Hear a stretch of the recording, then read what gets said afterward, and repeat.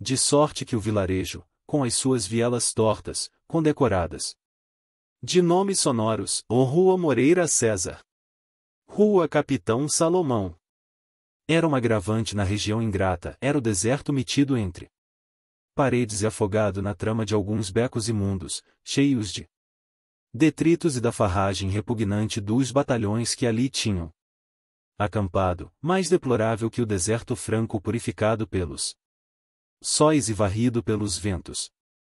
Os caminhantes ao chegarem, fugindo à parceria incômoda dos morcegos nas casas em abandono, acampavam na única praça quadrangular e grande, disputando a sombra do velho tamarineiro, ao lado do barracão da feira. No outro dia, cedo, cada um, por sua conta, largava para Queimadas, renovando a travessia. Eram mais 16 léguas extenuantes, mais 6 ou 8 dias de amarguras, sob o cautério dos mormaços crestadores, adstritos a escalas inevitáveis à borda das cacimbas, por Quirinquinquá. Duas vivendas tristes, circuitadas de mandacarus silentes, eretas sobre larga bossa de granito exposto, pelo Cansanção, lugarejo minúsculo ou uma dúzia de casas cingidas de poeiras, pela Serra Branca, lembrando uma rancharia de tropeiros, de aspecto festivo, ensombrada de ouricurizeiros apendoados, pelo Jacurici. Por todas as lagoas de águas esverdinhadas e suspeitas depredações. E aquele caminho, então povoado, ermou-se. Os bandos revoltos rompiam-no espalhando estragos, como se foram restos de uma caravana de bárbaros claudicantes. Doentes e feridos, em magotes ameaçadores, de onde transudavam alaridos, imprecações e frases arrepiadoras de angústias e revoltas irrefriáveis, abeiravam-se das choupanas, apelando para a hospitalidade incondicional dos tabaréus. Fizeram a princípio pedidos coléricos, mais irritantes que intimações. Depois o assalto franco repruía-lhes o ânimo, escandalizando-lhes a vida tormentosa, o quadro tranquilo daqueles lares pobres, onde deriva, quieta, a existência dos matutos. E varejavam-nos, impulsivamente, numa irreprimível hipnose de destruição, fazendo saltar as portas a coice de armas, enquanto a família sertaneja, apavorada, fugia para os recessos das macegas. Incêndios. Depois, era preciso uma diversão qualquer estupidamente dramática que lhes distraísse um momento as agonias fundas. Tomando de tições em fogo chegavam-nos aos colmos de sapé. E rompiam as flamas, num deflagrar instantâneo. Passavam os haustos rijos do Nordeste e esparziam as fagulhas pela caatinga seca. Em breve, céleres, arrebatadas pelo vento, enoveladas em rolos de fumo cindidos de labaredas, rolando pelas quebradas e transpondo-as, circulando todas as encostas, avassalando o topo dos morros, repentinamente acesos num relampaguear de crateras súbitas, crepitavam as queimadas, inextinguíveis, derramando-se por muitas léguas em roda.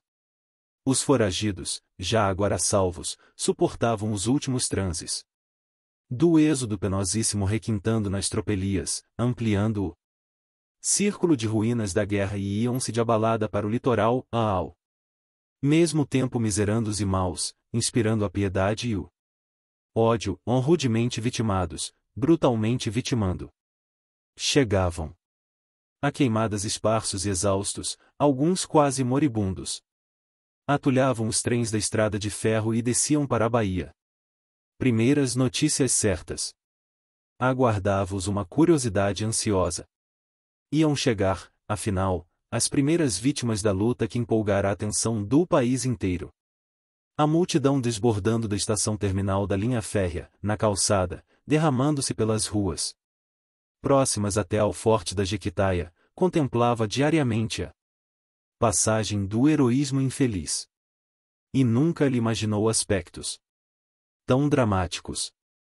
Sacudiam-na frêmitos de emoções nunca sentidas.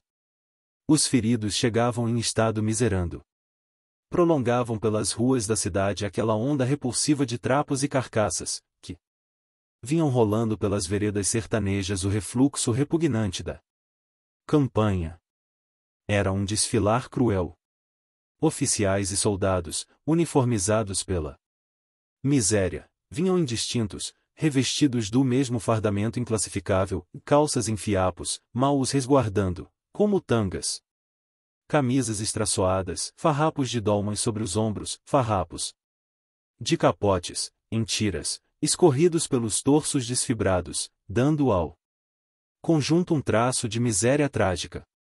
Cocheando, arrastando-se penosamente, em cambaleios, titubeantes e imprestáveis, traziam no escavado das faces e na atitude dobrada um traço comovente da campanha. Esta desvendava pela primeira vez sua feição real. Naqueles corpos combalidos, varados de balas e de espinhos, retalhados de golpes. E chegavam às centenas todos os dias, na 6 de agosto, 216 praças e 26 oficiais, a 8, 150, a 11, 400, a 12, 260, a 14, 270, a 18, 53 e assim por diante. A população da capital recebia-os comovida. Como sempre sucede, o sentimento coletivo ampliara as impressões individuais. O grande número de pessoas identificadas pela mesma comoção fez-se o expoente do sentir de cada um e, vibrando uníssonas todas as almas, presas do mesmo contágio, e sugestionadas pelas mesmas imagens, todas as individualidades se apagaram no anonimato nobilitador da multidão piedosa que bem poucas vezes apareceu tão digna na história. A vasta cidade fez-se um grande lar. Organizaram-se em toda a linha comissões patrióticas, para agenciar donativos, que espontaneamente surgiram numerosos, constantes. No arsenal de guerra, na faculdade médica, nos hospitais, nos próprios conventos, se improvisaram enfermarias. Em cada uma destas os gloriosos mutilados foram postos sob o patrocínio de algum nome ilustre e Smarch, Claude Bernard, Duplay, Pasteur, jamais tiveram tão bela consagração no futuro. Avantajando-se a ação do governo, o povo constituíra-se tutor natural dos enfermos, amparando-os incondicionalmente, abrindo-lhes os lares, rodeando-os, animando-os, auxiliando-lhes os passos trôpegos nas ruas. Nos dias facultados às visitas, invadia-os hospitais, em massa, em silêncio, religiosamente. Abeiravam-se então os visitantes dos leitos como se neles jazessem velhos conhecidos, tratavam com os doentes menos graves sobre as provações sofridas e lances arriscados ocorridos, e ao deixarem aquelas trágicas exposições da guerra feitas de traumatismos e moléstias horríveis, levavam, afinal, um juízo claro sobre a luta mais brutal dos nossos tempos. Mas, por um contraste inexplicável, sobre esta comiseração profunda e geral pairava, intenso, um entusiasmo vibrante. Os mártires tinham ovações de triunfadores. Estas despontavam ao acaso, sem combinações prévias, rápidas, espontâneas, incisivas, aparecendo e desaparecendo em quartos de hora, num desencadear intermitente de movimentos impulsivos. Os dias sucediam-se agitados numa larga movimentação de multidões ruidosas, turbilhonando nas ruas e nas praças, no meio de expansões discordes, numa alacridade singular rorejada de prantos, por meio da qual se fazia a comemoração sombria do heroísmo. Os feridos eram uma revelação dolorosíssima, certo? Mas de algum modo alentadora. Naquelas sevícias retratava-se a energia de uma raça. Aqueles homens, que chegavam dilacerados pelas garras do jagunço e pelos espinhos da terra eram o vigor de um povo posto à prova do ferro, à prova do fogo e à prova da fome. Abaladas pelo cataclismo da guerra, as camadas superficiais de uma nacionalidade cindiam-se, pondo à luz os seus elementos profundos naqueles titãs resignados e estoicos. Sobre tudo isto, um pensamento diverso, não boquejado sequer mais por igual dominador, latente em todos os espíritos e a admiração pela ousadia dos sertanejos incultos, homens da mesma raça, de encontro aos quais se despedaçavam daquele modo batalhões inteiros. E um longo frêmito tonificador vibrava nas almas.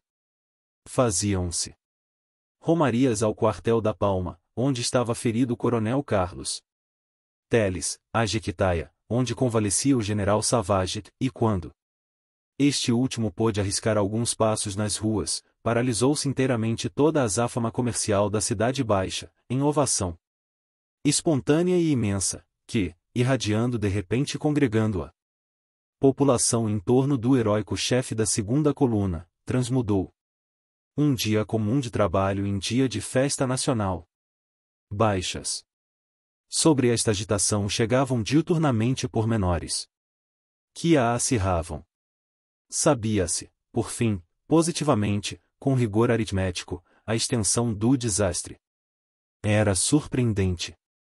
De 25 de junho, em que trocara os primeiros tiros com o inimigo, até 10 de agosto, tivera a expedição 2049 baixas.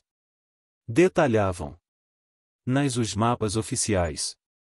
No total entrava a primeira coluna com 1.171 homens e a segunda com 878. Discriminadamente eram estes os algarismos. Primeira coluna, a artilharia, e 9 oficiais e 47 praças feridas, 2 oficiais e 12 praças mortas, ala de cavalaria, e 4 oficiais e 46 praças feridas, 30 oficiais e 16 praças mortas, engenheiros, e 1 oficial e 3 praças feridas, 1 praça morta, corpos de polícia, e 6 oficiais e 46 praças feridas, 3 oficiais e 24 praças mortas, 5º Batalhão de Infantaria, 4 oficiais e 66 praças feridas, 1 oficial e 25 praças mortas, 7º, 8 oficiais e 95 praças feridas, 5 oficiais e 52 praças mortas, 9º, e 6 oficiais e 59 praças feridas, 2 oficiais e 22 praças mortas, 14º, 8 oficiais e 119 praças feridas, 5 oficiais e 42 praças mortas, 15º, e 5 oficiais e 30 praças feridas, 10 praças mortas, 16º, e 5 oficiais e 24 praças feridas, 10 praças mortas, 25º, e 9 oficiais e 134 praças feridas, 3 oficiais e 55 praças mortas, 27º, e 6 oficiais e 45 praças feridas, 24 praças mortas, 30º, 10 oficiais e 120 praças feridas, 4 oficiais e 35 praças mortas. Segunda coluna, 1 general ferido, artilharia, e 1 oficial morto. 12º de infantaria, e 6 oficiais e 128 praças feridas, 1 oficial e 50 praças mortas, 26º, e 6 oficiais e 36 praças feridas, 2 oficiais e 22 praças mortas, 31º, e 7 oficiais e 99 praças feridas, 4 oficiais e 48 praças mortas, 32º, e 6 oficiais e 62 praças feridas, 4 oficiais e 31 praças mortas, 32º, e 10 oficiais e 65 praças feridas, 1 oficial e 15 praças mortas, 34º, 4 oficiais e 18 praças feridas, 7 praças mortas, 35º, 4 oficiais e 91 praças feridas, 1 oficial e 22 praças mortas, 40º, e 9 oficiais e 75 praças feridas, 2 oficiais e 30 praças mortas. E a hecatombe progredia com uma média diária de 8 homens fora de combate. Por outro lado, os adversários pareciam dispor de extraordinários recursos. Versões e lendas transfiguravam-nos, além disto, numa distensão exagerada, as imaginações superexcitadas. Recente mensagem do Senado Federal, onde batera também a onda da comoção geral, tendo requerido, estiada em veementes denúncias, esclarecimentos sobre o terem sido despachadas em Buenos Aires com destino aos portos de Santos e Bahia, armas, que tudo delatava se destinarem aos conselheiristas, tal incidente, em que incidiam todas as fantasias. Assumiu, ampliado pela nevrose comum, visos de realidade.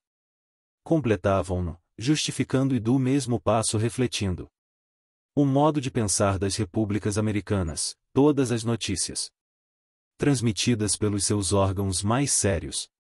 O de mais peso talvez. Na América do Sul, 99 depois de se referir aos curiosos sucessos da campanha, aditava-lhes pormenores de um simbolismo estranho e pavoroso. Trata-se de 2 missivas que com intervalo de 2 dias recebemos da Sección Buenos Aires de la Unión Internacional de Los Amigos do Império do Brasil, comunicando-nos por ordem da seção executiva em New York, que a referida união tem ainda uma reserva de não menos 15.000 homens, en sono estado da Bahia, para reforçar em caso de necessidade o exército dos fanáticos, além de 100.000 em vários estados do norte do Brasil e mais 67.000 em certos pontos dos Estados Unidos da América do Norte, prontos a sair em qualquer momento para as costas do ex-império, todos muito bem armados e preparados para a guerra. Também temos, ajuntam as missivas, armas dos mais modernos sistemas, munições e dinheiro em abundância. De uma redação, caligrafia e ortografia corretas, estas enigmáticas comunicações trazem à sua frente a mesma inscrição que as subscreve, escrita com tinta que faz recordar a violácea cor dos mortos, destacando-se as maiúsculas em vermelho da vermelha cor do sangue. Ante o quadro formidável de homens e armas que nos oferecem os misteriosos amigos do Império, de forma não menos misteriosa, não sabemos se pensar em uma daquelas terríveis associações que forjam na extrevistruição ou em alguns cavalheiros dados à mistificação do próximo. Entretanto, pelo que possa haver no fundo de tudo isto, é que fazemos constar e acusamos recebimento das repetidas missivas. Acreditava-se a 4ª expedição ilhara-se de todo, no território conflagrado a pique de uma catástrofe. Diziam-no insuspeitos informes. Só do município de Itapecuru, garantia-se, haviam partido 3.000 fanáticos para Canudos, conduzidos por um padre que, aberrando dos princípios ortodoxos, lá se ia comungar das tolices abstrusas do cismático. Pela barroca passavam centenares de quadrilheiros armados, seguindo o mesmo rumo. Citavam-se nomes de novos cabecilhas, apelidos funambulescos, como os dos Chouans, Pedro, o Invisível, José Gamo, Caco de Ouro e outros. Agravando estas conjecturas vinham notícias verdadeiras. Os sertanejos despartiam pelo sertão em algaras atrevidas e atacaram o termo de Mirandela, guiados por Antônio Fogueteiro, investiram, tomaram e saquearam a vila de Santana do Brejo, e radiavam para toda a banda. Alargavam o âmbito da campanha, revelando mesmo lineamentos firmes de estratégia segura. Além do arraial, 2 novas posições de primeira ordem e defensáveis estavam guarnecidas, das vertentes caóticas do Caipã e as cordas de cerros em torno da várzea da Ema. Desbordando de Canudos, a insurreição espraiava-se desta maneira pelos lados de um triângulo enorme, em que podiam inscrever-se 50.000 baionetas. Alastrava-se os comboios que partiam de Monte Santo, ainda que reforçados não por batalhões mas por brigadas, tinham viagem acidentada, tolhida de constantes assaltos. Atingido Aracati, era indispensável que viessem de Canudos 2 ou 3 batalhões a proteger los o sinistro trecho de estrada, entre o rancho do Vigário e as baixas, tornará-se o pavor dos mais provados valentes.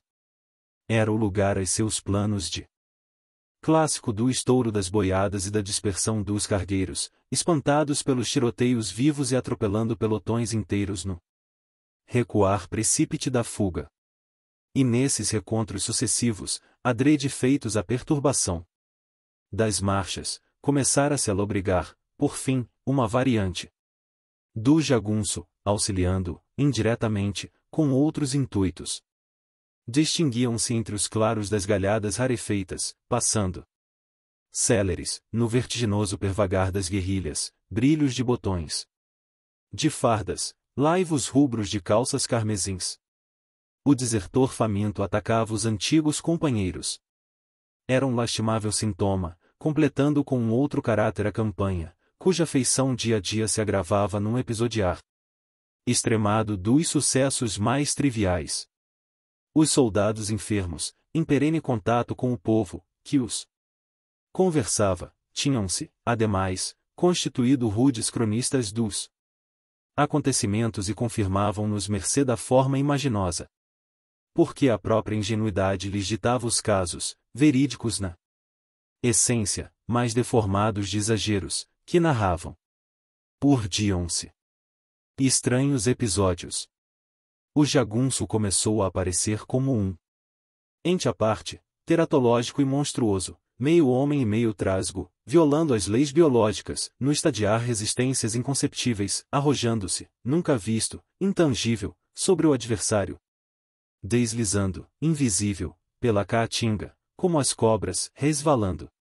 Ou tombando pelos despenhadeiros fundos, como espectro, mais leve que a espingarda que arrastava, e magro, seco, fantástico. Diluindo-se em duende, pesando menos que uma criança, tendo a pele bronzeada colada sobre os ossos, áspera como a epiderme das múmias. A imaginação popular, daí por diante, delirava na ebriez dos casos estupendos, apontoados de fantasias. Alguns eram rápidos, espelhando incisivamente a energia inamolgável daqueles caçadores de exércitos. Viva o bom Jesus! Numa das refregas subsequentes ao assalto, ficará prisioneiro um curiboca ainda moço que a todas as perguntas respondia automaticamente, com indiferença altiva. Sei não. Perguntaram-lhe por fim como queria morrer. De tiro. Pois há de ser a faca, contraveio, terrivelmente, o soldado. Assim foi. E quando o ferro embotado lhe rangia nas cartilagens da glote, a primeira onda de sangue borbulhou, escumando a passagem do último grito gargarejando na boca ensanguentada. Viva o bom Jesus! Um lance épico. Outros tinham delineamentos épicos. No dia 1º de julho, o filho mais velho de Joaquim Macambira, rapaz de 18 anos, abeirou-se do ardiloso cabecilha. Pai! Quero escangalhar a matadeira. O astuto guerrilheiro, espécie grosseira de Manus, acobreado e bronco, encarou impassível. Consulta o conselheiro, e vai. O valente abalou, seguido de 11 companheiros dispostos. Transpuseram o vazabarris, cortado em cacimbas. Investiram com a larga encosta ondulante da favela. Embrenharam-se, num deslizar flexuoso de cobras, pelas caatingas ralas. Ia em meio-dia. O sol irradiava pino sobre a terra, jorrando sem fazer sombras, até ao fundo dos grotões mais fundos, os raios verticais e ardentes. Naquelas paragens o meio-dia é mais silencioso e lúgubre que a meia-noite. Transverberando nas rochas expostas, refletindo nas chapadas nuas, repelido pelo solo recristado e duro, todo o calor emitido para a terra reflui, tresdobrado, para o espaço, nas colunas ascensionais dos ares irrespiráveis e candentes. A natureza queda-se, enervada em quietude absoluta. Não sopra a viração mais leve. Não bate uma asa nos ares, cuja transparência junto ao chão se perturba em ondulações rápidas e ferventes. Repousa. Estivando, a fauna das caatingas. Pendem, murchos os ramos das árvores estonadas. O exército descansava no alto da montanha, abatido pela canícula. Deitados a esmo pelas encostas, bonés caídos sobre o rosto para os resguardar, dormitando ou pensando nos lares distantes, as praças aproveitavam alguns momentos de tréguas, refazendo forças para a afanosa lide. Em frente, derramado sobre colinas, há minúsculas casinhas em desordem, sem ruas e sem praças, acervo incoerente de casebres, aparecia Canudos, deserto e mudo, como uma tapera antiga. Todo o exército repousava. Nisto despontam, cautos, emergindo a orelha do matagal rasteiro e trançado, de arbúsculos em esgalhos, na clareira, no alto, onde estaciona a artilharia, 12 rostos inquietos, olhares felinos, rápidos, percorrendo todos os pontos. 12 rostos apenas de homens ainda jacentes, de rastro, nos tufos das bromélias. Surgem lentamente. Ninguém os vê, ninguém os pode ver. Dão-lhes as costas com indiferença soberana 20 batalhões tranquilos. Adiante divisam a presa cobiçada.